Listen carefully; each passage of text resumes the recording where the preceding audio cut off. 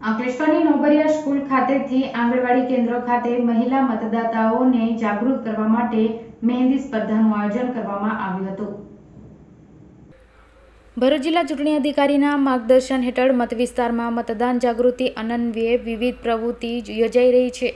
લોકશાહીના મહાપર્વના મહિલા મતદાતાઓ ઉત્સાહભેર ભાગ લે તે માટે મહિલા મતદાતાઓને જાગૃત કરવા મતદાન જાગૃતિ અભિયાનનું આયોજન કરવામાં આવે છે।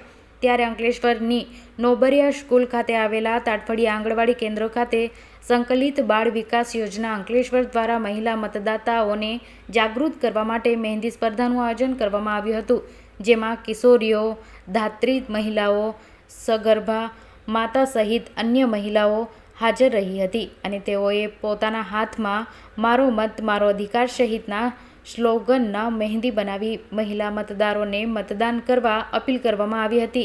આ અવસરે મહિલા અને બાળ વિકાસ અધિકારી રીટાબેન ગઢવી, મયુરીબેન ગોહિલ સહિતની મહિલાઓ હાજર રહી હતી। બાળ વિકાસ યોજના અધિકારી અંકલેશ્વર રીટાબેન ગઢવી આજ રોજ અંકલેશ્વરના આંગણવાડી તાડફળિયા ખાતે મતદાન જાગૃતિ અભિયાન અંતર્ગત લોકસભા સામાન્ય ચૂંટણી 2024 અંતર્ગત બહોળા પ્રચારમાં લોકો મતદાન કરે એ અભિયાનના ભાગરૂપે આંગણવાડીમાં કિશોરી, સગર્ભા માતા, ધાત્રી માતા દ્વારા મહેંદી સ્પર્ધાનું આયોજન કરવામાં આવ્યું હતું।